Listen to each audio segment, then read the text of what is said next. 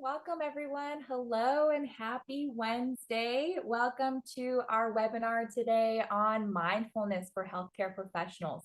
I'm really so excited to bring you this webinar because for those of you who do know me, this is a big passion of mine, self-care for healthcare professionals. For those of you who do not know me, my name is Hiva Kolodrovitz. I am a family nurse practitioner. I've been a nurse since 2012. And I've learned a lot over the years about self-care and how important it is in our field to make sure that we're taking care of ourselves so that we can take care of others. I'm focusing today's webinar on mindfulness. This is something I discovered during the pandemic. I know nobody wants to talk about the pandemic, but it really hit hard for me. And I was in nursing, I was in the hospital setting, and I really was needing something to help ground me.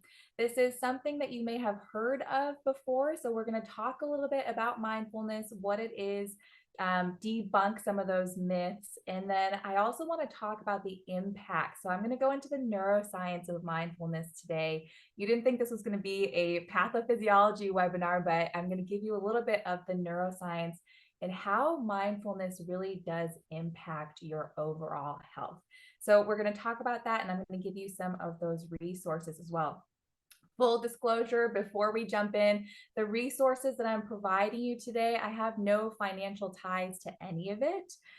These are just things that I've tried over the years that have really helped me in my mindfulness practice and taking care of myself. So it's something that I want to share with you.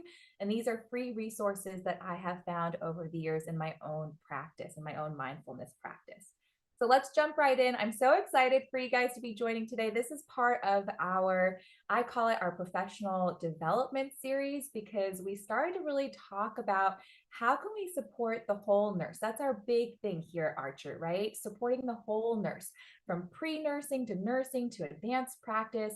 And so a little bit about me, I am the director of the advanced practice space here at Archer. We are developing our advanced practice space because we're seeing a lot of RNs going back to school and becoming advanced practice registered nurses, APRNs, which is so needed. It's so great. So we're really looking at building out this department so that we can, again, support the whole nurse through your whole journey. That is the big thing for us here at Archer, is supporting you wherever you are in your nursing journey, all the way across that lifespan. So in terms of my nursing experience, you guys heard a little bit about that. I've been a nurse since 2012. Started my career in primary care, family medicine, worked for a federally qualified healthcare center. I knew pretty quickly that I wanted to go back and become an advanced practicing nurse. So I picked a federally qualified healthcare center. I didn't start there as a nurse, but got there as a nurse to make sure I had that experience taking care of whole families. So started off in family medicine. It was mostly pediatrics, but still got to treat mom, dad, everyone in that family. And then I went on and specialized in cardiology and endocrinology. Those are my two loves. And my areas of interest, so definitely you've heard about promoting self-care. That is a big area of interest for me. A lot of people say research is me search, and it was something that impacted me both personally and professionally. And it just got more amplified during the pandemic. So for me, it's really important to voice these different resources to other healthcare professionals and make sure that you guys understand that you're not alone. It's important to prioritize your self-care, and it does have some real significant impact, not only in your personal life, but also in your career as well. So we're going to talk about that. But my areas of interest, definitely promoting that self-care among healthcare professionals, supporting new grads. I love new grads in my clinical setting, right? I really help them advocate for themselves, really get into the groove of becoming a clinician and becoming a seasoned clinician. It's really, really important, and advocating for that safe, effective, evidence-based medicine care, right? A lot of times administrators are not medically trained. They try to push certain agendas. We really have to be able to advocate for our profession and make sure that we continue to provide safe and effective care. So those are my areas of interest. You've heard a little bit about me, and I'm so glad you guys are here today, because I think I'm going to be sharing a lot about me today with this mindfulness webinar. So we're going to talk about mindfulness. When I started exploring mindfulness, for me, it was more of a buzz term. So I didn't really quite understand what mindfulness was, but I had heard of it a lot. So I'm going to go through what mindfulness is, just because I think it is really widely used as a buzz term now. But let's break it down and talk about what is mindfulness? What is the practice of mindfulness? I'm going to go through that neuroscience with you that I talked about. So, the impact of self care on your brain and your overall health, and then give you those resources and those tools. Now, here at Archer, we love using our Slido tool. This is a really fun way for us to interact with the audience. I know we're streaming on a lot of different platforms. Some of you are joining me through Zoom, some of you are joining me through Instagram, TikTok, YouTube, Facebook. So we've got a lot of different streaming services going. And that's really fun because it really makes it accessible to everyone. What I want you guys to do is make sure that you're participating and engaging through Slido, because that really helps unify us on one platform and helps us be able to see what our peers are saying. It's all anonymous. So for those of you who are getting really nervous about, oh, well, I don't want my peers to see my responses, it's all anonymous. So you can see here, people are already participating in this poll of where are you joining from, which is so fun. And I can't see who it is. So you can always share your name if you wanted to, but you really don't have to, right? So that's a nice thing.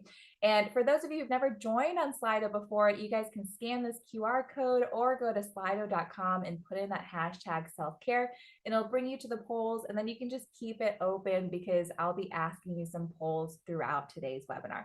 So I see a lot of activity on the Slido. I love to see that. You guys are an awesome group. I can tell everyone's getting ready to be mindful. I know it's peak graduation season. It's May. So that's why we saved this webinar for May, to make sure that you guys understand that self-care it's not a seasonality thing, especially when things get stressful. You're getting ready to graduate, you're getting ready to maybe enter clinical rotations for the summer, enter a new job. You really have to be mindful about these best practices to maintain your self-care so that you can do all the things that you want and reach those goals that you're really striving for. So look at this. I love it. Where are you joining from? I see people from Chicago, Mississippi, North Carolina, Miami, Orlando, lots of representation from Florida. That's great. New Jersey with a lot of hearts. I love that. I lived in New York City for a little while after I graduated with my bachelor's degree. I've kind of lived all over. I've lived on the East Coast, West Coast. Now I'm in the South. Now I'm in Texas. I see some people from Pennsylvania, Georgia, Oklahoma. Shout out to Oklahoma. That's pretty close. I'm in North Texas. And then look at Philippines and Canada. You guys, that's awesome. We not only get people participating both domestically, but internationally. We are a huge nursing community, right? It's not just in the States, but nurses are nurses everywhere you go. So I love to see this. Awesome job, you guys. And I know some people are still typing. I hate to do it, but I'm going to go to the next one. And tell me who's in the audience today, because I really want to know, where are you in your nursing journey? That helps me really tailor my presentation to you. I'll be giving a lot of clinical examples of techniques that you could be using during clinic as well. So I just want to know, where are you in your nursing journey? Are you a registered nurse with your associate's degree? Are you an RN with your bachelor's degree?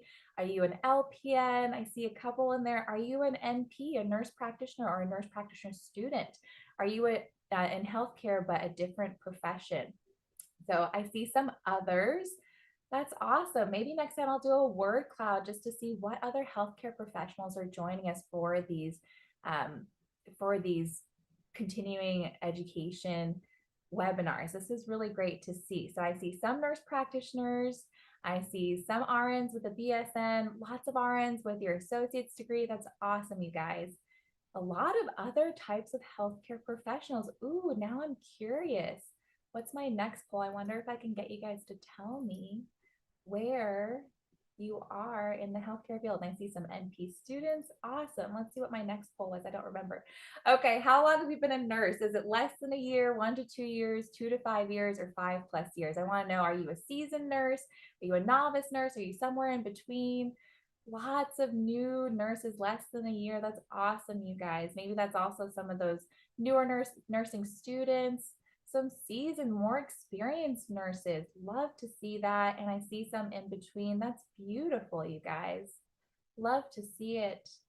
And then our next poll, How many of you have heard of mindfulness or practiced mindfulness in the past? So, yes, I've heard of it. Yes, I've practiced it. No idea what it is, but I want to learn more. And that's why you're here today. I love that. Yes, I've heard of it. Wow, a lot of you have heard of it. Some of you have even practiced. That's great. I've been practicing since 2021, I guess now, because pandemic happened. Of course, none of us did any self-care in 2020. And then by 2021, we all realized this is very much needed, right? And I see some people also putting in their information in the chat in Zoom. Oh, so nice. Hello, hello. I love to see all the hellos of new faces and returning faces. Hello, such a warm welcome. I love that. Okay, my curiosity, I just can't let this one go. Those of you that are not in healthcare, this is a word cloud. Tell me, what area of healthcare are you in? So those of you that are not nurses, so you weren't in my nursing pool, I'm curious, what area of healthcare are you in that you're joining us today? Because I saw a fair amount of people who are not nurses but joining us for this mindfulness webinar, which I love to see. Nursing student, MSN program, awesome. All right, you guys are getting me thinking about my next poll. From Ghana too, wow, welcome. From the UK, this is exciting, you guys. See some more typing. All right.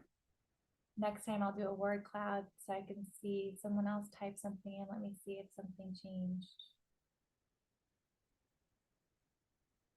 Mindfulness, graduating, waiting to take for the boards. Yes. So that brings us back to our initial, let's talk about self-care. This is, like we said, May is a very stressful time.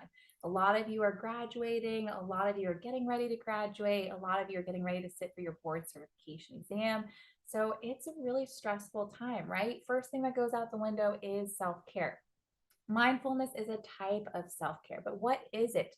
It's about the idea of being present in the moment without judging what you're feeling. And this is a really hard concept to understand because most people want to practice self-care to feel better. So they'll say, okay, I'm going to meditate so I can relax. I'm going to meditate so I can sleep. I'm going to go for a walk so that my stress levels will come down.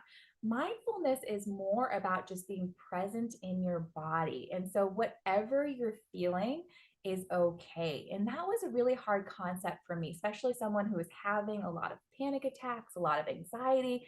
I didn't want to be feeling those things, right? I wanted to escape those things from my body. And so, mindfulness is the exact opposite of that. It's really tuning into your body to see what it's trying to tell you. And the idea is that if you are trying to ignore what it's saying, your body is trying to verbalize something to you.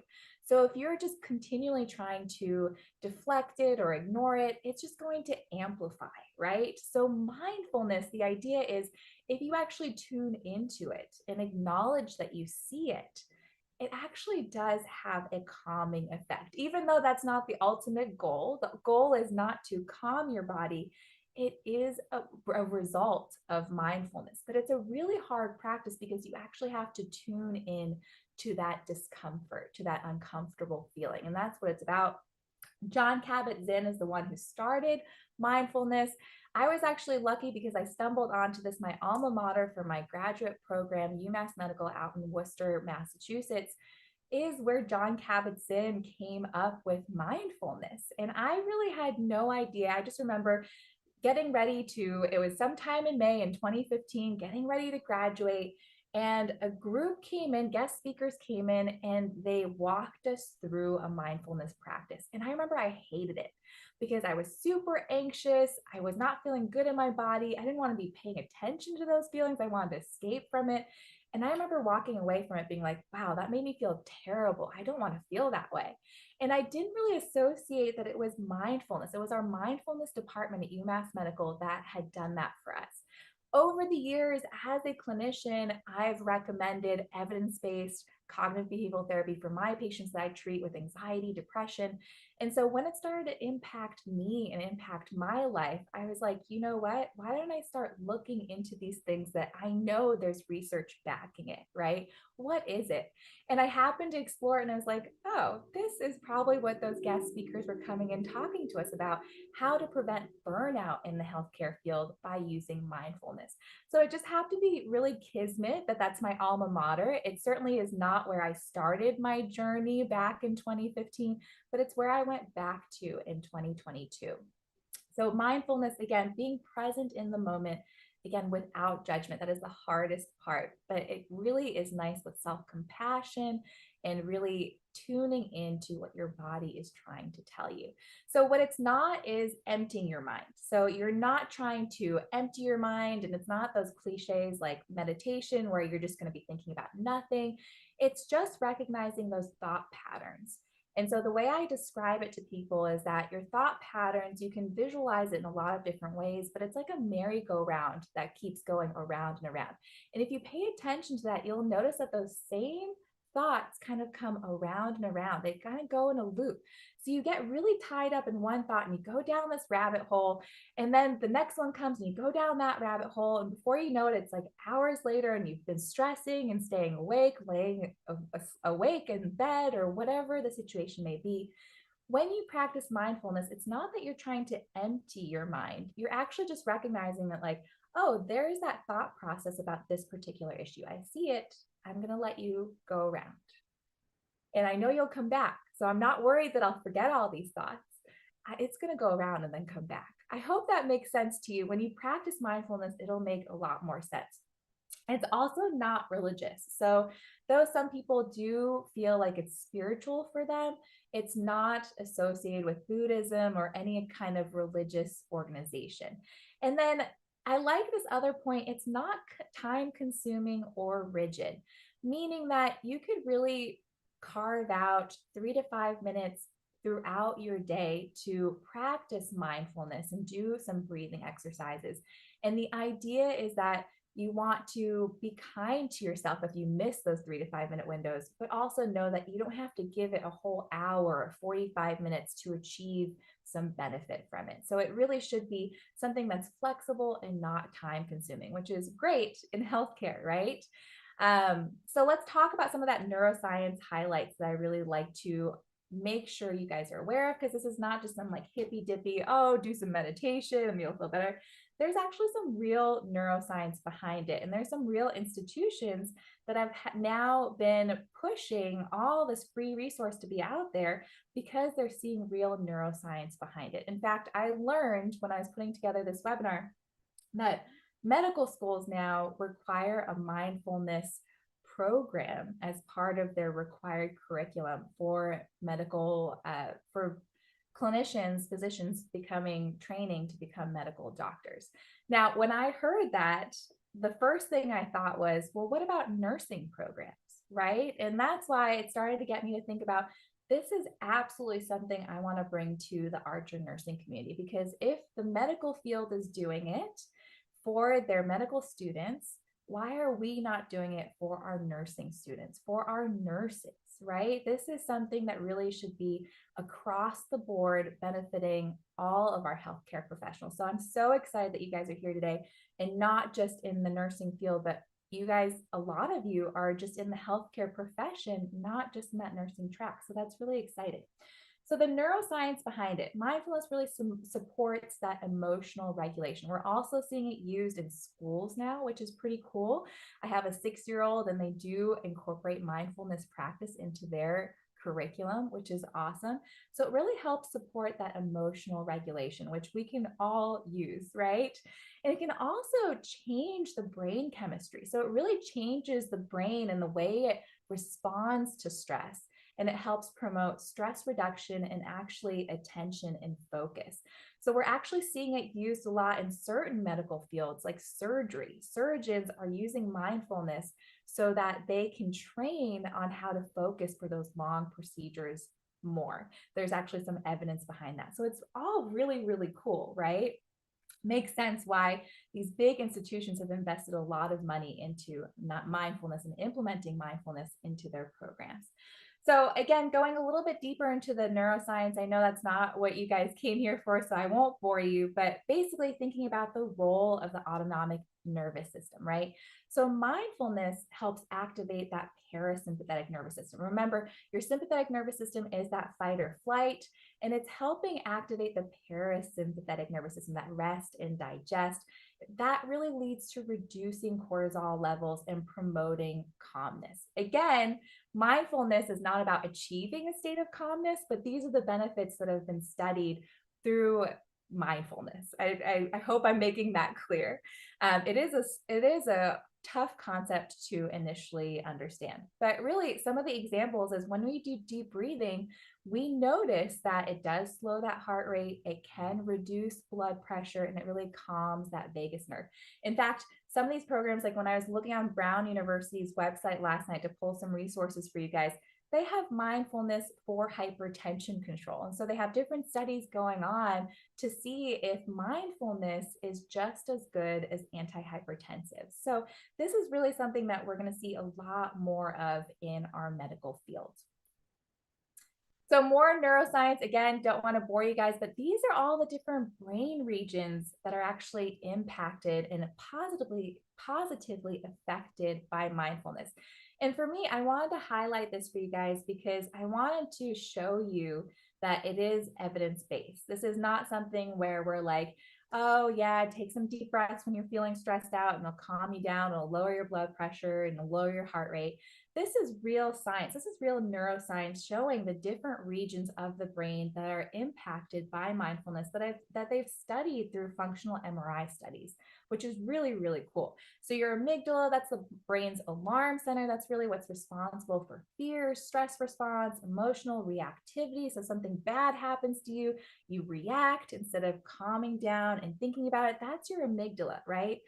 Mindfulness, so consistent practice of mindfulness helps really reduce that amygdala activity, even when you're being presented with that immediate threat. So, what that means is individuals who practice mindfulness are more likely to be able to calm down in a stressful situation and have a more controlled and thoughtful response as opposed to an emotional, overreactive response as opposed to more of like a knee-jerk response. So that's really cool, right? We can all use more of that. It also impacts your prefrontal cortex. So that's the way to think about it. That's like your CEO of the brain. That's more associated with like decision making, impulse control, and also your focus and attention. So mindfulness practices really help strengthen that prefrontal cortex, and it helps promote better judgment and clarity. Again, remember, we're talking about those studies happening for surgeons to really help them focus in on those long procedures. Hippocampus, it also impacts that memory center. Remember, your hippocampus is responsible for your memory function and emotional regulation. So in situations where there's chronic stress, that hippocampus over time can shrink. Mindfulness has actually been shown to preserve that hippocampus, so preserve the memory, right? It can actually even help increase the volume of that hippocampus as well. So this is really good, especially for our clinicians who have endured a lot of PTSD. Our field is just chronic stress. That's just the role of our job, right?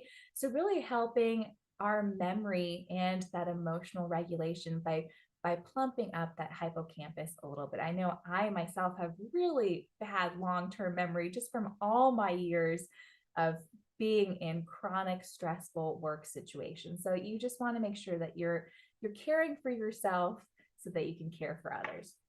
And lastly, that default mode network or DMN, that's active when our mind is wandering, ruminating, or worrying, so often about the past or the future. So a lot of things that we focus on in mindfulness is really naming those thought processes. So we're not trying to clear our mind, but we're trying to name what's happening in that thought process. So right now you could say, oh, self-critical thoughts are happening, or I am just repeating what happened earlier with that patient interaction. These are ways to really name those ruminating or worrying thoughts. And in mindfulness, when you practice this, it helps really reduce the activity of those ruminating and worrying thoughts. Again, that's not the purpose. You don't want to practice mindfulness with the purpose of achieving this, because that's going to lead to frustration and rigidity.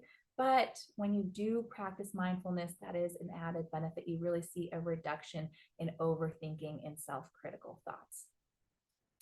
All right, you guys, last thing I will talk about in terms of neuroscience is that neuroplasticity. Remember, the brain can change with mindfulness, and we've seen this. Neuroplasticity is really just the brain's way of rewiring itself based on certain experiences. So the best way to think about mindfulness is you're exercising your brain. So similar to exercising the rest of your body, it's exercising your brain. And once you do that pretty consistently, you can really rewire those thought processes, which is really, really cool. Consistent practice. So even 10 minutes a day, research has shown it can create lasting change in that structure and function of the neuroplasticity. So that's really cool. Nurses who engage in daily mindfulness activities report greater emotional resilience, less fatigue, and higher job satisfaction. Wouldn't that be great? Aren't those all things that combat burnout, right? So, evidence in 2018, a study in JAMA in internal medicine said mindfulness interventions improved anxiety, depression, and pain in clinical populations. So, we see a lot of mindfulness programs targeting those particular ailments. So, a lot of mindfulness with CBT targets anxiety, depression. There's also mindfulness for chronic pain, but we really do see evidence helping improve those conditions in our clinical population. Nurse specific research, so nurses that participate in mindfulness based stress reduction programs, which I'll talk to you about in a little bit, really it's helped improve their sleep, their emotional regulation, and that decreased depersonalization. So again, all those things that can lead to burnout, right? So why does self-care matter? Again, how will self-care benefit you? You're running around, you're like, I don't have time to go for a walk. I don't have time to take deep breaths. Well, it really over time can build and take a big toll on your body, right? Both your mental and physical health. It can really be an emotional burden to walk around with. Signs of burnout, we're seeing a lot of compassion fatigue too with burnout, right? Especially in our healthcare professionals. So it can really help like not just improve burnout if you're already there, but help prevent you from getting there, right? That's really important. And then those who care for others often neglect themselves. I don't think that's new news to any of us, but it is something that we want to try to change, right? So what do you do as part of your self-care routine? I want to hear from you guys. You heard a little bit about mindfulness, you heard about the neuroscience. What do you guys consider as part of your self-care routine? And what are some things that you make sure you do throughout the day?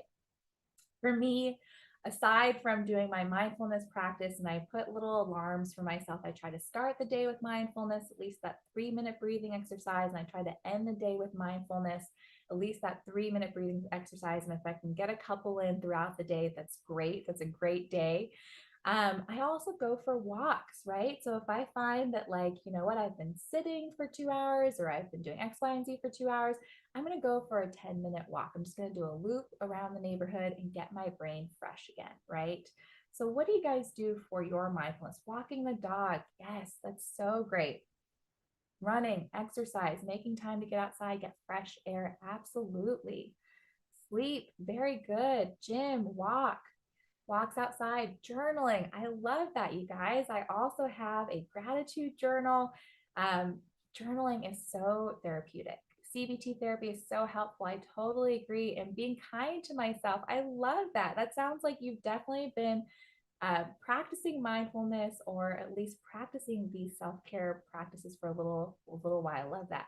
Walk, yoga, praying, yes, mindfulness, coffee. I love that. We're going to talk about being mindful when you're drinking your warm liquids. I love that. Family time, yes, walking around my neighborhood, listening to music, playing games, beautiful.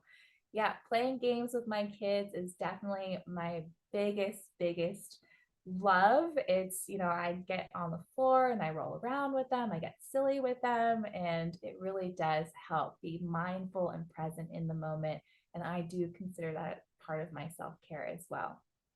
On D&D mode, if off duty, yes, do not disturb. I love that. Absolutely. Being mindful about our electronics.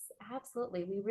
I try to leave my phone at home if I'm going out with the family, because I will inadvertently just pick up the phone and look at it. What am I looking for? Right? Like, why did I pick up the phone? I don't know. It's a habit. It's a bad habit. So putting it on do not disturb, or really leaving the phone at home. The way I think about it, if there's an emergency, everybody has a phone now. I can just say, can I borrow your phone? Watching my favorite shows by myself, no kids, no husband. I hear that. That is also very, very good self care. Walks outside, yoga, praying. I love it, you guys.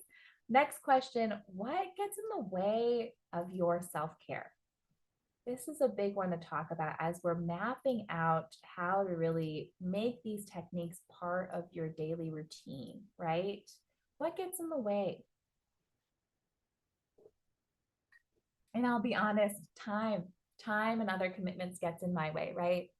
I try to be really good about journaling and doing the mindfulness practice every day, but there are some days where, you know, I neglect it. I get out of bed and I'm racing from moment one, and I feel it by the end of the day, right? And it's not necessarily the day that's going to lead to a good next day, right? Maybe you got everything you need to get done that day, but it does eventually take its toll. Absolutely. So schoolwork, regular work responsibilities, parenting, housework. Yes, I deeply empathize with all of that. Work, school, not knowing what to do. Okay, very good. We're going to talk about those techniques. Absolutely. There are times where you're so stressed out. You're like, well, what can I do right now? Right? That's great. Cooking, life, work, guilt for relaxing. Yes, a lot of that comes with usually healthcare professionals. We're really overachievers, right? So that self care, we feel guilty about spending time on ourselves, right? So that guilt is really important to recognize. There's no judgment there, but recognizing where that feeling is coming from, and recognizing that you see it too, right? That's really important. And NCLEX, anxiety, absolutely. Those ruminating thoughts, right? Will I pass? Won't I pass? What happens if I don't pass? Will I ever get a job? It's all the same thought patterns that we can all empathize with. Feeling overwhelmed when I have lots of chores, house stuff, absolutely.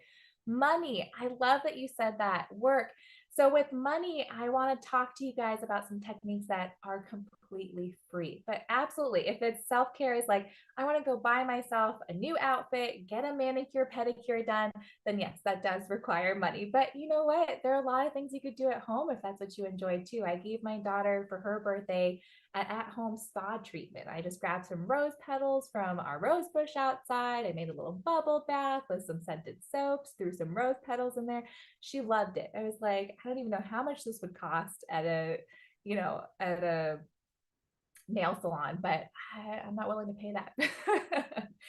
All right, you guys, let's talk about some of those techniques, right? And so as you get into the mindfulness practice, you'll see that there are a lot of different techniques. And it's kind of fun because it's a la carte. So I love tapas bars because I love getting a little taste of everything and trying everything out to see what I like and what I don't like. That's the way I think about mindfulness techniques. There are so many different techniques that you can play with.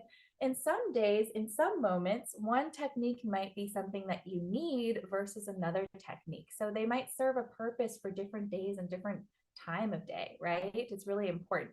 So remember, even 10 to 15 minutes a day has shown benefit. And there are breathing awareness techniques. So that's the one I do. It's labeled as a 3-minute breathing technique. But for me and my anxiety, I mentally give myself 5 minutes. I'm like, okay, I can give myself 5 minutes for this breathing exercise. And it really helps me identify those thought processes that are ruminating, identify the feelings, the emotions that are happening, identify the body sensations, and then also anchor myself. So these are a lot of terms that you'll get to be more familiar with when you're practicing mindfulness.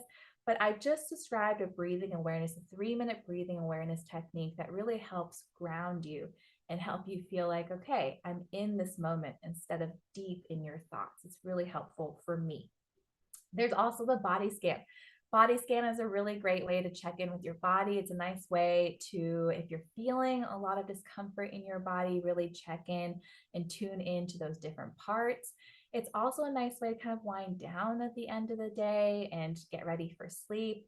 My daughter has a Calm Tony. So a Tony box is like audiobooks that play on this little box. And Calm is probably an app, a mindfulness app that you've heard of. Again, there's a lot of apps out there that get a lot of buzz.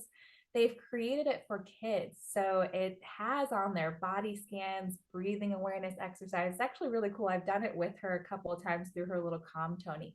But it's really nice to really start getting kids and adults in our generation. We're really mindful, which is great, but getting more used to tuning into parts of your body as opposed to ignoring those sensations because they just build up if the body senses that you're not paying attention. So that's a body scan. It really usually starts from the toes, goes all the way up to the tip of your head. It's really nice, very hard to do, but once you get into the practice, it's really, really therapeutic. They're also mindful walking. So you are paying attention to how you're walking and really being mindful of the steps you're taking, what's happening in the body. That's also really hard because you have to slow it down, but also a great exercise. The five senses check in. I know Rachel Taylor, the director of the nursing program, you guys have probably seen her anxiety lecture. She talks about the five senses check in. That's really nice for grounding, especially if you're in the middle of a clinic and you just feel like you're overwhelmed, your senses, you're in overload, really going through the five senses. You're like, okay, what are my five senses? So, what are five things I see? What are four things I hear right now? What are three things I can smell? What are two things I can touch? What is one thing I can taste? You can do it in any order. And it gives you really a roadmap of like, okay, let me ground back into this situation, right? I really like the five senses check in. And then mindful eating or drinking. Somebody said part of their self care is drinking coffee.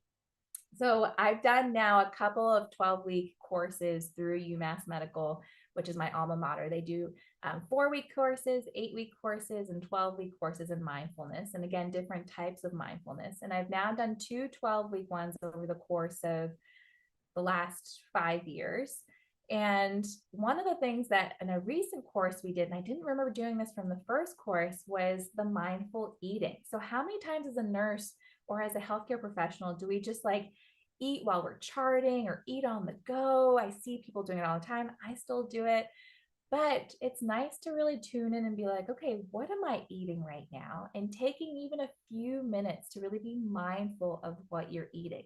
How does that taste? So, the coffee, being mindful about taking those sips of warm coffee, right? That really does help ground you. It's really amazing.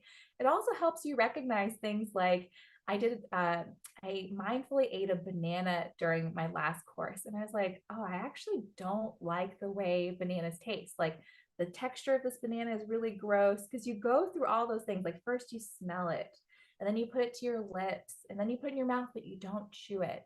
And then you chew and then you swallow. So you really are feeling what's happening with this food in your mouth. And I was like, wow, I really don't like bananas. And I eat bananas all the time.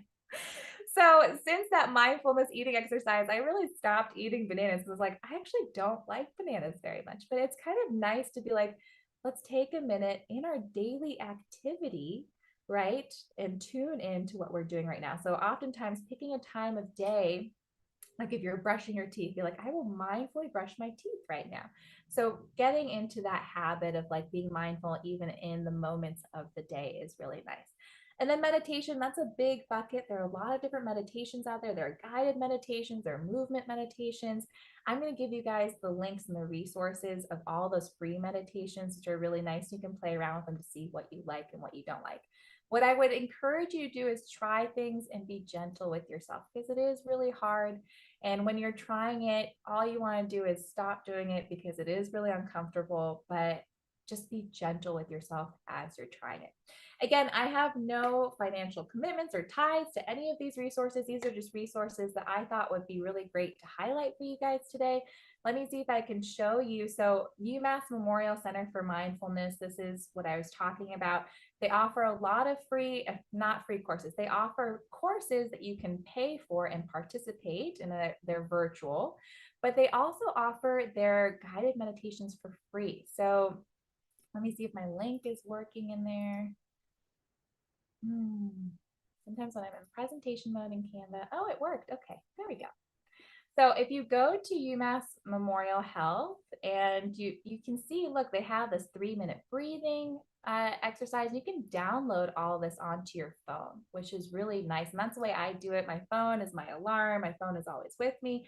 So what I do is first thing in the morning, I roll over when I turn off my alarm and turn on this 3-minute breathing space exercise. So I've gotten in the habit of doing that. It's really nice. But you can download all these things. And Ginny does a free global sit once a week as well. And she is a wonderful instructor. Honestly, all the instructors at UMass are wonderful. They're all trained in mindfulness. And you can download all of their, like this is a 3-minute body scan. This is a 7-minute breathing exercise. This is a 9-minute body scan, another 9-minute body scan. Here's a 21-minute focused awareness exercise. So you can go through their website and download, look at these 30-minute, 45-minute, you can build your way to that 45-minute body scan. That's really hard, but I would say start small and gradually build. But they have, if you explore their website, they have free meditations that you can participate. They call them global sits. It's really nice. So that's a great free resource. And then this one with Brown, let me see if I can put this one on too, but they have a mindfulness speaker series. Let me see. I should have embedded that link too. Let's see if we can do Brown University. There we go. And so this is the speaker series that I wanted to highlight.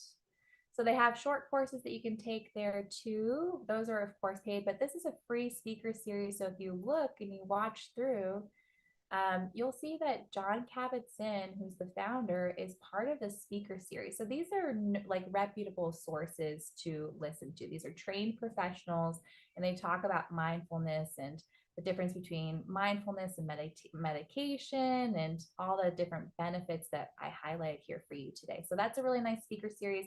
And then Stanford also has a really nice library, which I discovered when I was putting this webinar together for you guys, which I didn't know because I've paid for these in the past, but they have all these guided meditations from Bella Ruth Naparstek. And some people, I've recommended to some friends, some people like her, some people, they don't find it useful, but I really found it very useful when I was having my panic attacks during the pandemic. And so this is really nice guided meditation, and they're offering it to you guys for free, which is amazing. So again, all these bigger universities, so UMass, Brown, Stanford, they all have all these resources for free that you guys can be utilizing to really get into the practice of mindfulness. There are also mindful retreats, both virtual and in person, that you can participate in.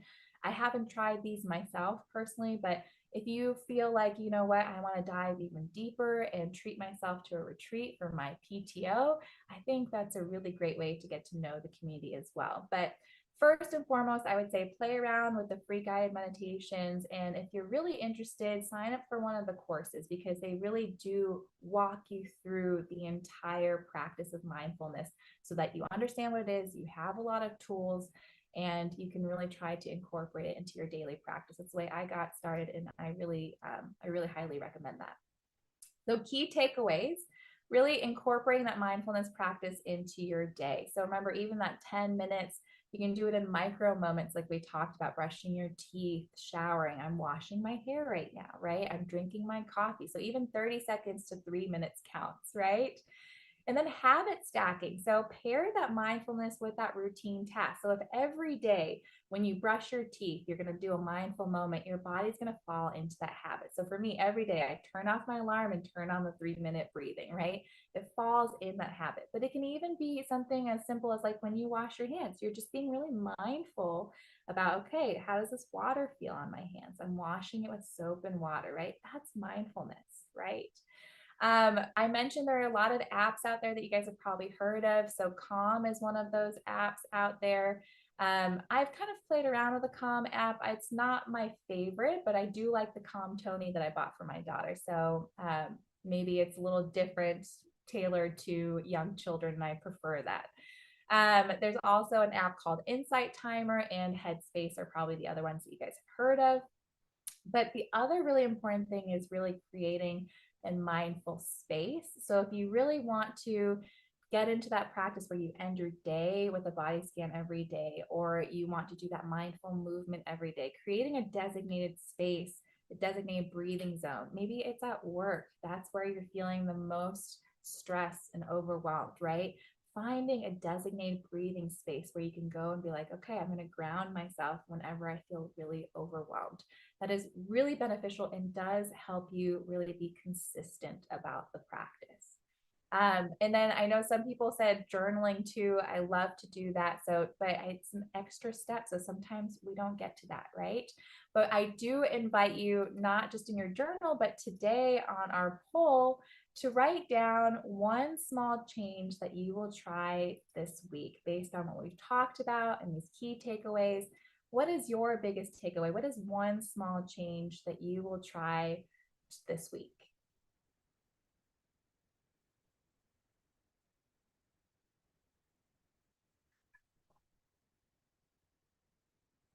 And I think for me, one small change that I will probably try this week is going back to my journaling. My gratitude journal has just been sitting at my bedside table without any recent entries. So I will go back to my gratitude journal. Used to do body scans all the time, so I'm going to do one of those. That's great. Awesome. Mindful breathing and body scans. Beautiful. Try to one small to relax this week. I love that. Yes. I have to say the mindful breathing, that 3 minutes really does go a long way. Not feeling guilty for saying no to tasks so that I can use a little time for myself. I love that. Absolutely. You really have to set those boundaries and maintain those boundaries, right? We can't say yes to everything. And let's do it unapologetically, right? We don't have to say yes to everything. Mindful walking. I love that. My 10-minute laps around the neighborhood. I know I'm not technically doing it slowly the way they walk you through mindful walking when you're listening to the audio, but I absolutely do mindful walking. So I recognize those thought patterns and I say, okay, I see you. I'm going to let you sit on the bench right now and I'm going to listen. What am I hearing right now? So listening to your footsteps, listening to the birds, listening to the wind. That's really important. Breathe, take some deep breaths. Very good. As soon as I wake up, be grateful to be awake and be aware of my breathing, loving yourself. You guys, this is all great stuff. Just saying, okay, I'm grateful for this breath that I'm taking. I love that. That is really great. You guys are awesome. I really appreciate all the openness and the participation. Remember, you do have a community here at Archer. I know sometimes work, life, everything feels really stressful. Finding your community is really, really important. And here at Archer, we do emphasize being compassionate, not only to others, but ourselves. It's really a pillar of ours, right? And supporting each other. So here on our team, we do shout outs every day on our Slack channel. We support each other when somebody has a win. It's really a positive culture, and that's the community that you can join and participate in if you connect with us through our social media or through mentorship. It's really important to find your community. So I encourage you to continue to connect with us. I love that you guys were here today. I really enjoyed it. I'm going to leave you with a quote from Rumi. This is something that's a little controversial for me, but I'm going to read it without being biased and let you guys interpret it. So it's called The Guest House, and some of you may have heard of it. but the guest house by roomie. So this being human is a guest house. Every morning, a new arrival. A joy, a depression, a meanness, some momentary awareness comes as an unexpected visitor. Welcome and entertain them all, even if they are a crowd of sorrows who violently sweep your house empty of its furniture. Still treat each guest honorably. He may be clearing you out for some new delight. The dark thought, the shame, the malice, meet them at the door, laughing, and invite them in. Be grateful for whatever comes because each has been sent as a guide from beyond.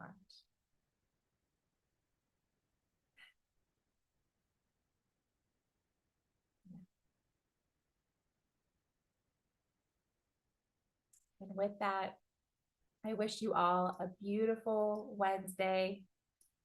Remember, self-care is not selfish, it's sustainable.